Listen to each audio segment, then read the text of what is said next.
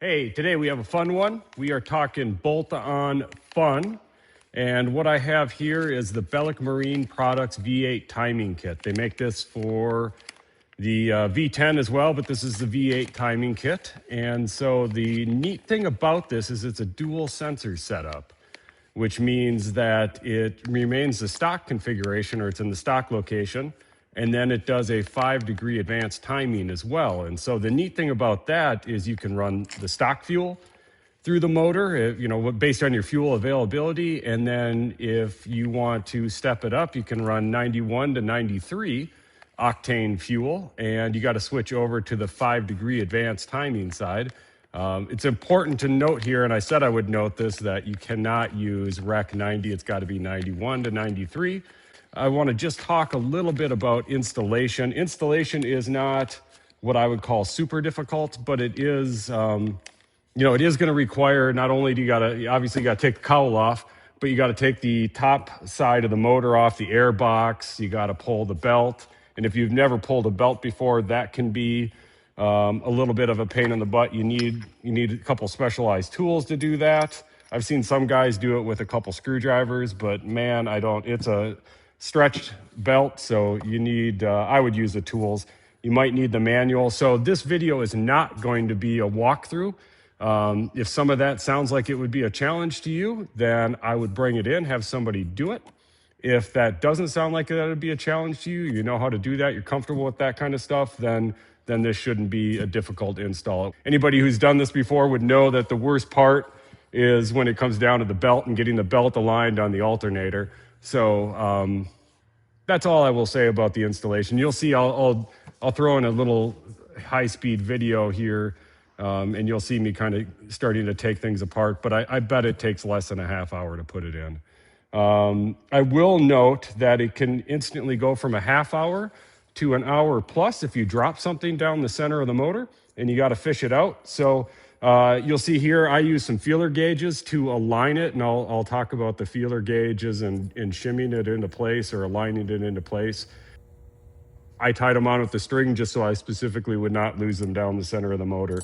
But other than that, it's a pretty simple install if you're familiar with doing that kind of thing. Here we'll see me switching it over on the water, and you can see this is all of 20 to 30 seconds. If anybody's ever pulled one of these cowls on the water, you got to trim the motor up, get it into position so you can, pull the cowl off smoothly, and then just quickly switch the sensor over. It takes maybe 30 seconds to do. I think the longer part of the cowl removal sometimes is getting the rear clips lined up with the cowl and getting the handle to come back down. But short of that, it's really fast to swap over on the water. A couple of the challenges I had when testing this was, first off, anytime I do these kind of tests, you got to be able to see what the results are. And so you got to get the motor in the right area where you have room to run out, because if you're going to add performance or you're going to see something that happens, you can't have the limiter hold you back. And so I started with this boat. It's really, really early in the season here in Minnesota. We really only have one body of water that's even open right now. All the lakes have ice on them. In fact, when I was testing this, people were still driving on the lakes. And so I got out, and so one, I wanted to keep it in a speed where it would be safe if there's any debris still floating in that body of water. Two, there is ice, and there was ice on that body of water. So I just wanted to stay in a safer speed range. And again, I wanted to be able to see it. So I have the 1.6 gear ratio on this motor. I put a 32 pitch on, and I threw some additional weight. I think I had like 28 gallons of gas in the boat. I loaded it up with my fishing gear, made sure I had the troller on the nose, and then I went out and started testing. So I knew that, my top end, I wasn't going to be limited on the top. We're going to go ahead and switch over to the video now so I can better explain the second difficulty I had in testing this. And so one of the things, whenever I test these, whether I'm testing props or testing motor enhancements like vents or cowl modifications, that kind of stuff, is I always like to go back to back as fast as I can. For those of us who have tested on the water a number of times, that even just if the water changes, you get slight different ripple, the wind picks up. In the mornings when we're off and out testing, the wind is building throughout the course of the day. And so even in 15 minutes, all of a sudden you can get a ripple, and that'll change. I've been out on the water before where just you pick up a little bit of ripple and all of a sudden you're, a mile and a half faster. And so all the data is worthless then at that point if you've been making comparisons. So it's super important when, to make sure you have consistency across all these different things. And so what does that consistency look like? And in a test like this, it's the same trim. I'm running the same direction. I'm running, basically the same line down the water. This is back to back. It's less than a half-mile pass with a little bit of run out. So it's a short distance. I'm turning around, waiting for the waves to clear, and then I'm running the same path again along the same line. So when I do that, I have very minimal fuel loss because it's a short run. And, so I have a similar weight in the boat. I'm running the same trim, same jack plate setup. And in this case, I'm going to do a 30-mile rolling start. So, the fact that I could be trimming different is negated in this test.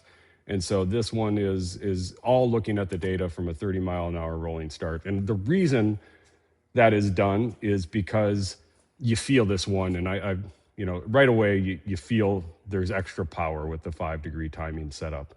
And so what does that translate to on hole shot? It blows out a little more. And so I don't want to sit and play with venting. Hole shot is a large majority of your hole shot in your launch is the venting and how you apply throttle and some of those things. So I didn't want to play around with all that. And so I just chose to take a look at the data from a 30-mile-an-hour rolling start. So moving this along, what we have here is a 30-mile-an-hour rolling test. You're going to see on the left-hand side, this is the stock setup, no changes. And on the right-hand side, this is the 5-degree timing Belak kit on the right-hand side. And then what both of these videos are showing is just the speed and the RPM. So you can watch, and I tried to make it convenient so the speed and the RPM are right next to each other. So you can just watch and see how the speed and RPM build differently over time. The bottom is showing us similar information about this very same pass, but it's taking a look at it from a distance perspective, distance versus time. And so what you're going to see is the stock setup on top and the 5-degree timing advanced setup on the bottom. And you're just going to see ultimately what will happen here in a second is the boats will pop up on the screen, and it's a little race down at the bottom, see who crosses the finish line first. And with that is the distance data. You don't have to pause and try to figure all this out. There'll be graphs and charts after this, but just a couple different ways of showing the data and showing, from the boat perspective, how things are building. So here we go. We're out of the hole. Now the data comes in.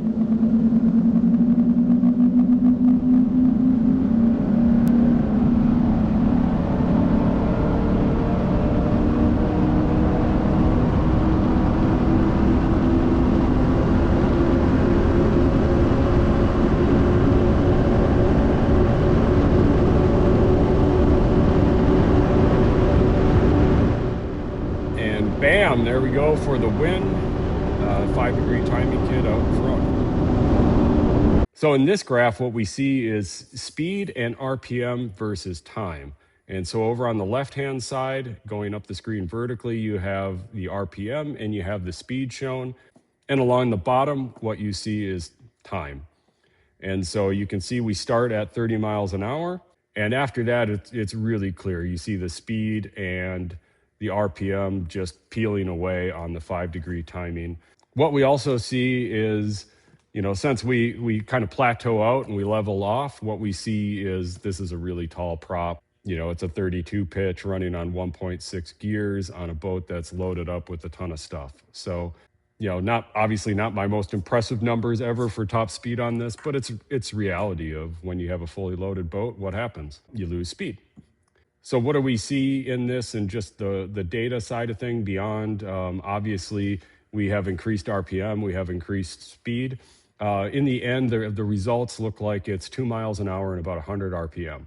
So really significant pickup when you think about bang for your buck on this. It's, I know I haven't mentioned this before, but this is I'm not going to get into the price on this because This is a video, it'll stay out here forever, and pricing can change. And quite honestly, I hate when I watch videos and they talk about something being one price and now I'm out trying to buy it for a different price. So I'll leave the pricing discussion up to the Belak guys, but I will say that this is a sub $1,000 item. It falls, well below $1,000. So when you look at it, it's way cheaper than, just about any new prop you might buy. And so bang for your buck, you picked up 2 miles an hour, 100 RPM at least. And it's, less than a new prop. And it, ultimately this gain and this pickup is deployed across every prop you would run. Fantastic gains. I like to show the data in a number of different ways. And so you'll often see me take this scaled photo and use that to show the difference between one configuration and another. And so when you're looking at this image, you can start to paint the picture as you look at the half mile line, that the stock configuration is 90 feet behind the 5-degree timing configuration. So that's about 3.5 boat lengths at a half mile, which is pretty significant. I'm just gonna wrap up all the data side and my impressions here with this data sitting up on the screen so people can kind of chew on this as I talk. But this is just, it's showing the information in a couple different ways. The top group or the section shows in 3-second increments how speed, RPM, and distance all build, and the separation between the two, the stock configuration and the 5-degree configuration. The second grouping down below that shows the 16th mile, 8th mile, quarter mile, and half mile results, so you can kind of actually see the data. And then down below is it just gives you like those final numbers of what was the speed difference between the two and what was the RPM gain. So you can see it's basically 2 miles an hour and 100 RPM difference between the two. So fantastic results. So again, to just summarize, this is an item that many people can install, but if you're not comfortable, I know earlier on I talked about removing the belt. What I was really trying to say is putting the belt back on. If you're not comfortable removing the air box, taking some of the top of the motor apart, moving the alternator over, and then ultimately the stretch belt is a little bit of a pain to reinstall. And so if you're not comfortable doing that, then take it to somebody. If you're comfortable doing that, then it's something that you can easily tackle. It's not difficult. It's a really quick installation. The timing kit does require an octane change. So if you're gonna run it in the stock configuration, you can run 87. It's no different than the stock setup. If you're gonna run it in the 5-degree configuration, then you gotta run 91 to 93 octane, no rec 90. Again, really clever device. I just think it's so neat that these guys thought of this, and it's so simple when you look at it. You're like, wow. I will say that this is not a paid setup at all. I actually saw this advertised, went out and bought it, and then talked to the guys afterwards and said, this is really neat, and just to kind of talk over some installation and some stuff for the video. So really cool product, great guys to work with, and so clearly something that worked here. So excited to see what they come out with next, and until next time, you guys take care, and we'll see you on the water.